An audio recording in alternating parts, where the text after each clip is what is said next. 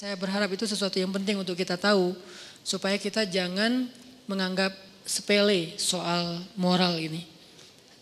Jangan sampai kita terninabobokan hanya dengan udah hadir ke taklim, udah gitu nggak ada tugas lain. Justru tugas utama dalam dakwah kita keluar dari masjid. Kalau di masjid kayak nggak ada challenge-nya, duduk dengerin, nggak nyaman mungkin senegatif-negatifnya akhlak kita di masjid apa? Ketiduran. Itu juga masih nggak dosa, cuman ya kayak malu aja gitu. Datang ke masjid langsung sakinah. Beres, pas udah selesai doa baru bangun misalnya. Itu seminimal-minimalnya akhlak kita di masjid paling ya itu. Kalau ikhtilat nggak ikhtilat, ceweknya di atas, cowoknya di bawah. Kecuali cewek di bawah kita di atas itu bahaya. Pura-pura khusyuk, Masya Allah. Nah ini enggak. Kalau cewek di atas, cewek lebih expert dalam menjaga mata dibandingkan cowok. Ini fitrahnya ya. Cewek lebih baik walaupun ada yang kecolongan ada, tapi maksudnya secara umum cewek itu lebih jago jaga mata daripada cowok. Cowok lebih jago jaga mulut daripada cewek. Saya nggak mau ngomong negatifnya ya, saya ngomong positifnya nih. Positifnya cewek itu lebih jago menjaga mata daripada cowok. Cowok lebih jago menjaga lisan daripada cewek. Makanya cewek kalau lagi sedih itu kan gini ya. Kalau cowok kalau lagi sedih kan gini kan. Jadi masing-masing dikasih ujian lah. Kalau cewek mampu menjaga lisan itu jadi jalan ke surganya. Kalau cowok mampu menjaga mata itu jalan ke surganya. Kalau bahasa hadis mah lebih vulgar lagi. 2 yang membuat orang paling sering masuk neraka. 1 lisannya, 2 kemaluannya. Tapi kalau diperjelas lagi kemaluan itu berawal dari mana? Pandangan mata. Jadi artinya ikhtilat nggak ada. Cewek di atas, kita di bawah. Walaupun nanti kalau keluar bisa aja sih. Cuman maksudnya nggak kayak di jalan, nggak kayak di mall. Di mall gimana? Kalau di sini gimana pun di luar Instagramnya vulgar. Kalau udah masuk masjid kan minimal kayak agak sopan gitu kan ya. Saya nggak bilang berhijab karena mungkin belum semua berhijab. Lagian itu proses gitu. Saya hargai udah mau ke masjid walaupun belum sempurna hijabnya. Tapi minimal udah sopan. Gak mungkin kan masuk masjid kayak di sebelah misalnya. Kan beda kan pakaian yang di sebelah sana sama yang di sini. Bangunan sana, building sana sama building ini kan beda nih. Habis dari sini ke sana, innalillah. Kalau habis dari sana ke sini, astagfirullah. Udah dosa, taubat gitu. Kalau ini lagi taubat, dosa lagi kan salah kan. Jadi kayak beda. Nah coba lihat, kalau lihat perilakunya gimana di jalan sama di mall atau di pasar. Kita bisa enggak nih keluar dari masjid baru kita tunjukin saya udah taklim. Tapi minimal udah la tahkiranna minal ma'rufi syai'a kata Nabi. Janganlah kalian meremehkan kebaikan walaupun kecil. Walau antal akhaka biwajhin tolik. Walaupun sekedar tersenyum ke wajah saudara. Jangan dianggap remeh, tersenyum juga. Udah kebaikan yang luar biasa, senyum doang. Tapi jangan salah sasaran. Karena kalau senyumnya salah sasaran, jadi seburuk-buruk senyum kan ya. Senyum ada pahala, ada yang dosa. Senyumin istri orang, dosa kan ya. Senyumnya tapi sewajarnya, teh gitu. Teteh. Jangan berlebihan lah, biasa aja. Apalagi kalau suaminya tipe yang, ya emang suaminya harus pencemburuan ya. Suami kalau nggak cemburuan, namanya apa? Dayus. Jangan salah huruf ya. Dayus, D ya. Siapa itu dayus? Kata Nabi, tidak akan masuk surga seorang dayus. Allah marah kepada dayus. Sahabat juga heran, ini istilah baru nih. Ya Rasulullah, dayus itu siapa? Kata Rasul, dayus itu suami yang ketika istrinya melakukan nusyuz, dia nggak cemburu. Nusyuz itu apa? Banyak grade. Grade yang sederhana dalam nusyuz, istrinya misalnya chat lebih dari jam yang ditetapkan. Misalnya kayak agak menurut saya berlebihan lah. Seorang cewek chat sama cowok yang bukan muhrimnya bukan karena darurat jam 11 malam. Harusnya batasnya jam 10 malam. Ini SOP ya buat cewek-cewek. Jangan chat ke cowok yang bukan muhrim kita lebih dari jam 10 malam. Chat itu kan jaringan pribadi kan. Diterjemahin japri lah. Panjang amat.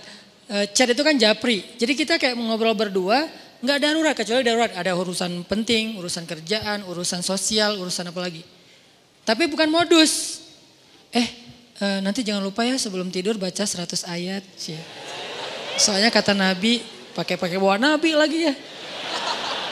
Siapa yang sebelum tidur baca 100 ayat, maka dia dicatat sebagai orang yang tidak lalai, kan gitu kan? Karena siapa yang selalu dalam keadaan zikir berarti Allah ingat dia. Fadkuruni adkurkum, berarti siapa yang sebelum tidur baca 100 ayat, Allah ingat dia sepanjang dia tidur sehingga dia tidur dalam keadaan diridhoi oleh Allah. Ya, jangan lupa ya baca 100 ayat. Oh ya, surat apa? Bebas, yang kamu udah lancar aja. Atau kalau misalnya kamu ngantuk, aku aja bacain mewakili kamu. Apa gitu kan ya. Nah ini namanya modus. Jangan di follow yang kayak gitu-gitu. Oke, jadi jangan lebih dari jam 10 kecuali darurat. Nah suami yang gak cemburu istrinya chat terus cekikikan, terus emotikonnya guling-guling apa. Nah ini enggak benar nih. Berarti dia udah mulai kena penyakit dayus, harus cemburu. Enggak ada apa-apa kok, bukan kita curiga sama istri kita atau sama cowok itu. Kita enggak suudzon sama mereka berdua, kita suudzon sama setannya. Mereka dua-duanya orang soleh, yang satunya ustadz lagi tuh. Ustadz, saya lagi sedih nih. Hati-hati, ustadz juga manusia. Saya dipanggil ustadz. Ustadz pernah tergoda? Hampir. Untung lah, astagfirullahaladzim. Wudu gitu. Tapi nyesel, kenapa yang gak disambung 5 menit lagi. Ustadz juga manusia. Jangan mengkultuskan ustadz. Ustadz mah insya Allah gak apa-apa. Jangan. Kita gak curigain ustadz, kita gak curigain ceweknya. Kita curigain setan yang ada di antara mereka. Dan setan itu yajri majrad dam. Mengalir di dalam aliran darah kita. Dia tahu banget kelemahan kita di apa. Ada yang kelemahannya emotikon, dia tahu. Akhirnya dibisikin, lo bilang ke orang yang ada di dalam, yang lo sembunyi di tubuh dia. Kan setan kayak saling hati-hatian gitu kan. Roger gitu apa. Setan kan saling kontak-kontakan kan, mereka live terus online. Lo di tubuh dia, gue di tubuh dia ya. Ya udah kita bagi tugas. Kelemahan dia apa? Emotikon. Emotikon yang mana? Yang guling-guling, yang berdarah-darah air mata. Akhirnya, aku lagi sedih nih habis dimarahin suami. Oh biasa itu ujian rumah tangga. Mulai curhat. Lama-lama kok Ustadz ini enak diajak curhat ya. Gak seperti suami saya mah orangnya cuek. Kalau Ustadz orangnya pengertian, dia bisa menghibur saya, Masya Allah. Jadi nyaman, gak ada pikiran macam-macam, nyaman doang nih. Nyaman chat, ada masalah lagi, chat lagi sama Ustadz. Dan Ustadznya juga kayak awalnya juga berbaik hati. Kasihan juga mau ngasih motivasi, biar kasih hadis, ngasih ayat. Tapi udah jam 10 Ustadz. Ini udah jam 10, udah gak boleh lagi urusan privasi. Kalau mau chat kan bisa besok. Pagi-pagi habis subuh, Ustadz mohon maaf. Kalau perlu bahasanya kaku, gak ada titik-titik, gak ada koma. Udah aja kaku, kalau perlu semuanya kapital. Saking kakunya gitu.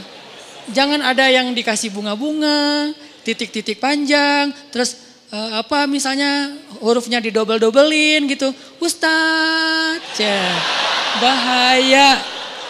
Ya, ini jarang kan Ustadz buka kartu kan? Bahaya.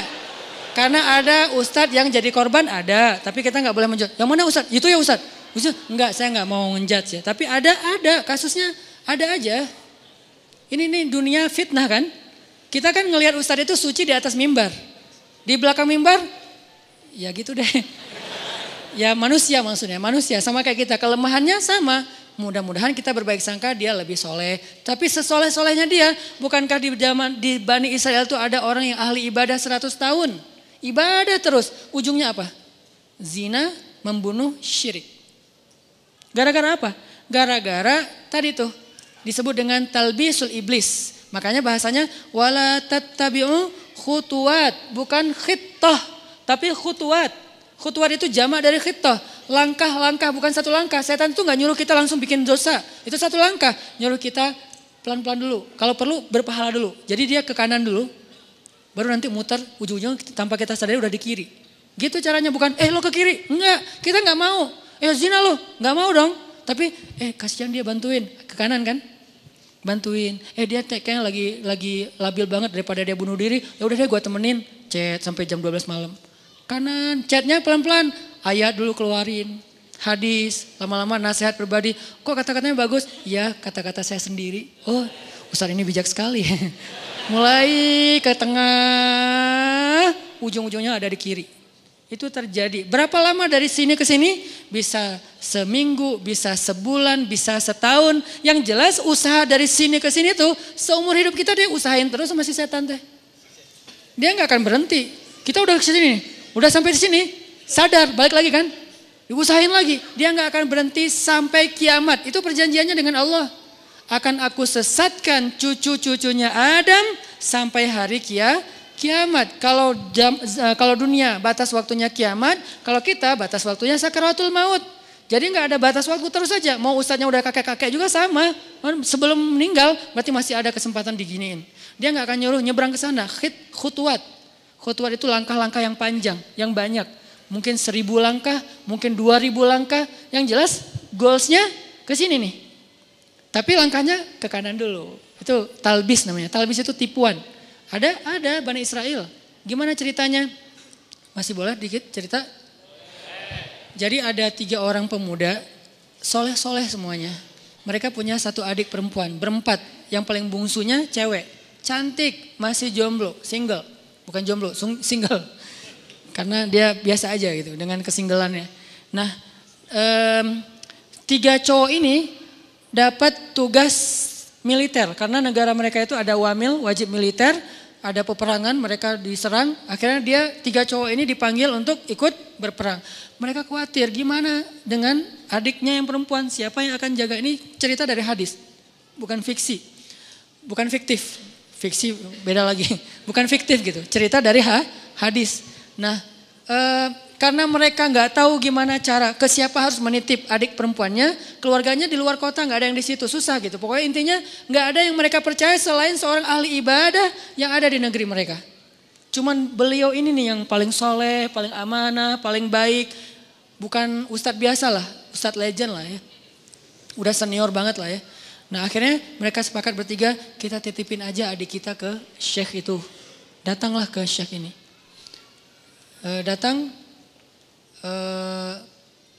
Kalau nggak salah namanya Barsisa, nama syekhnya, Syekh Barsisa. Kami dapat tugas militer, kami ingin menitipkan adik perempuan kami di rumah Anda.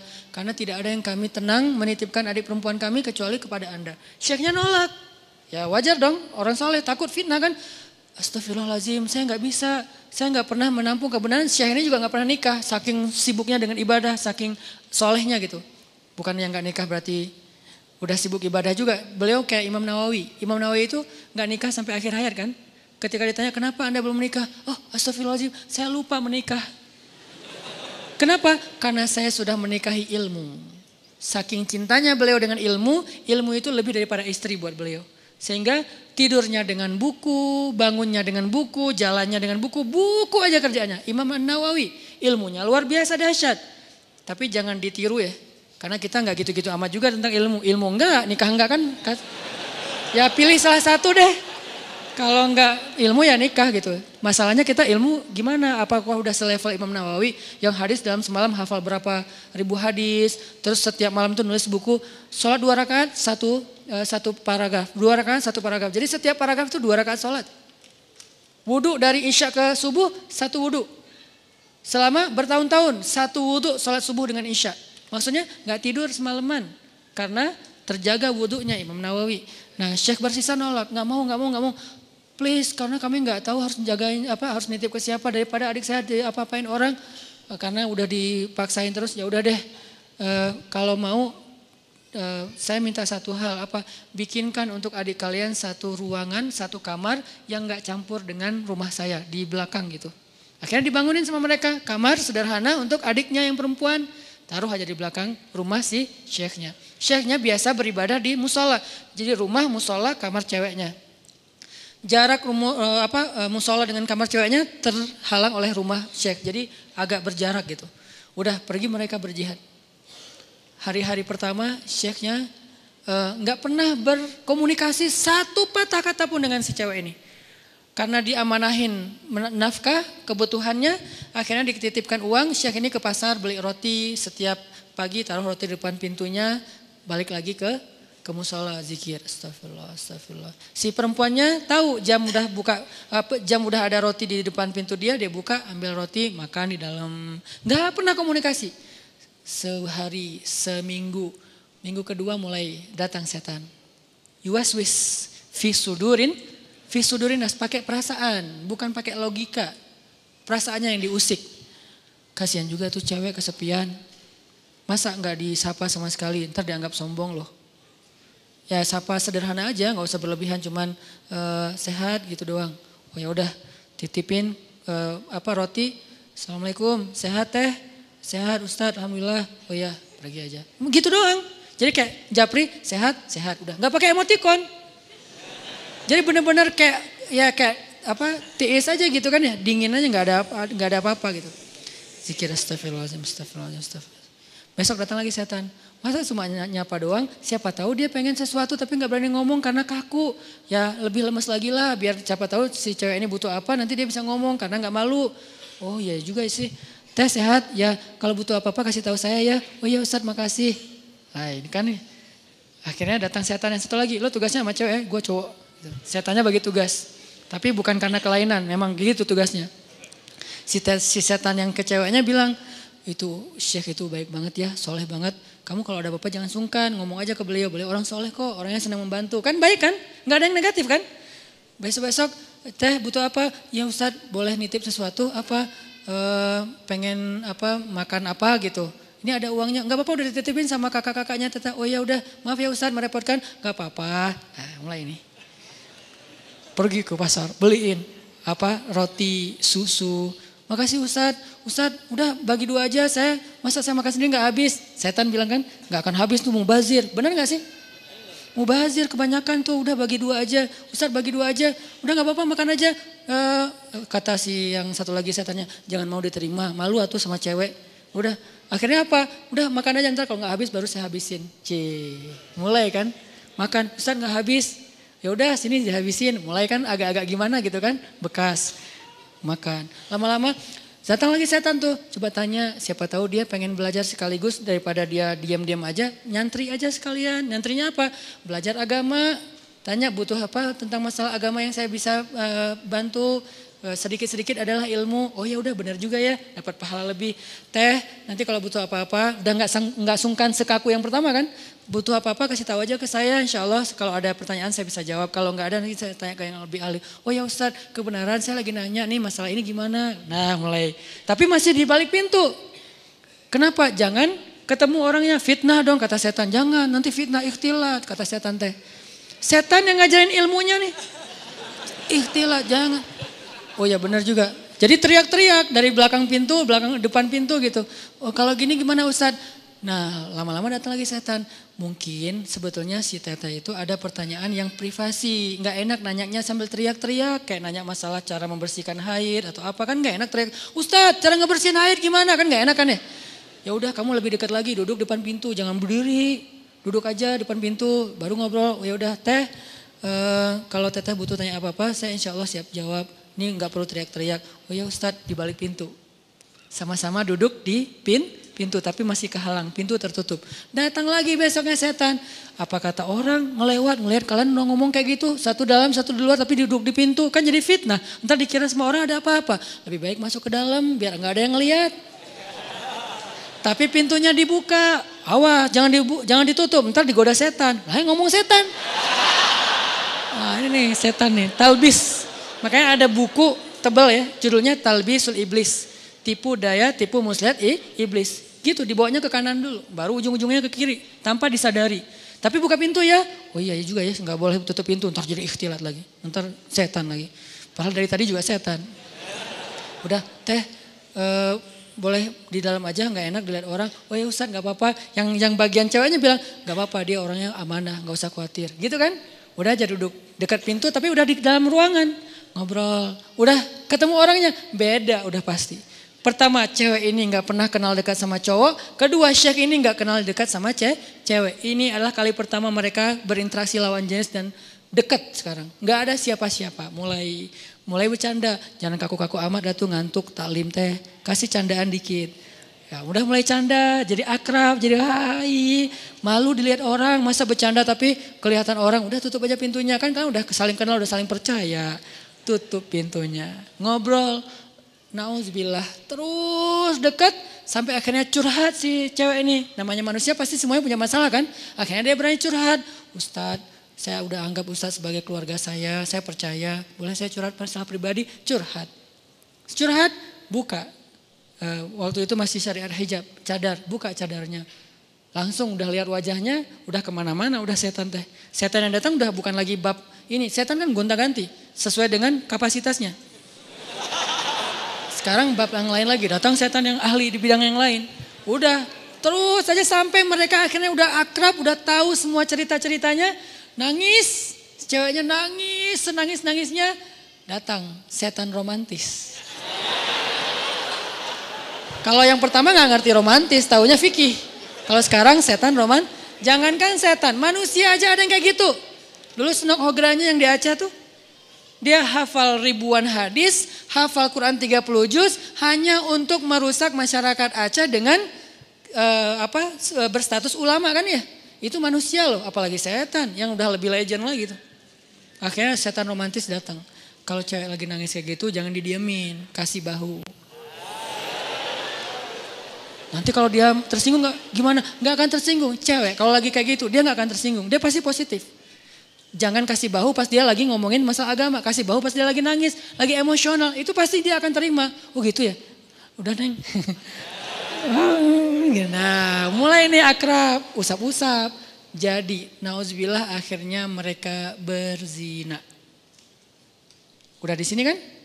Udah berzina. Berzina sekali karena udah terlanjur dosa lah. Kagok Udah kagok kan, udah aja, biasa aja gitu. Udah dosa juga gitu. Jangan manggil Syekh lagi lah, manggil A aja. Jadi tadi kan manggilnya Syekh, lama-lama Ustadz, lama-lama AA. Manggil lah, udah akrab teh, udah zina, ada segala macam, nauzubillah. Ngomongnya juga gak enak. Udah gitu, maaf perempuannya hamil. Perempuannya hamil, Syekh ini takut ketahuan sama kakak-kakaknya. Karena adik perempuan mereka ternyata dihamili sama Syekh ini. Kalut, panik, datang setan kriminal. Bilang, lo udah bikin adiknya, lo gak akan dibiarin hidup. Setannya udah beda ngomongnya. Ngomongnya udah beda. Udah terlanjur, udah lo habisin aja deh. Gak usah banyak mikir, udah lo habisin aja lo sekarang. Udah. Gitu-gitu. Oh udah dihabisin, dibunuh ceweknya. Karena takut ketahuan. Ditakut-takutin sama setan. Pokoknya lo habis, lo malu, semua orang kampung akan mencela kamu dan segala macam. Pokoknya dibikin goyah banget nih Syekh ini.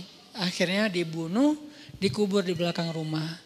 Tapi udah dibisikin sama setan alasannya, modusnya apa? Bilang aja sakit, meninggal, dikuburin. Nggak lama, belum juga, baru sehari, kadarullah datang nih kakak-kakaknya. Syekh, assalamualaikum, waalaikumsalam. Syekh, alhamdulillah kami semuanya selamat. Adik kami di mana? Syekh ini pura-pura sandiwara. Ada apa Syekh? Innalillah, yang sabar ya gitu. Allah mentakdirkan kalian gak ketemu lagi. Baru aja kemarin adik kalian sakit keras dan meninggal. Maafkan saya gak bisa jaga amanah kalian. Innalillah wa inna ilaihi raji'un. Ya gak apa-apa Syekh, di mana kuburnya? Di belakang. Datang doa, pulang aja. Setan kan jahat banget ya. Setan tuh gak pernah berpihak sama kita. Dia itu pengadu domba.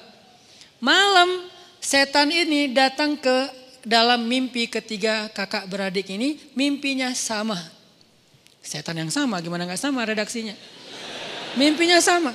Datang, adik kalian itu gak meninggal sakit. Dibunuh setelah dinodai sama Syekh itu. Buktinya kalau kalian mau tahu, coba kalian gali kuburnya, lihat bekas pembunuhan itu.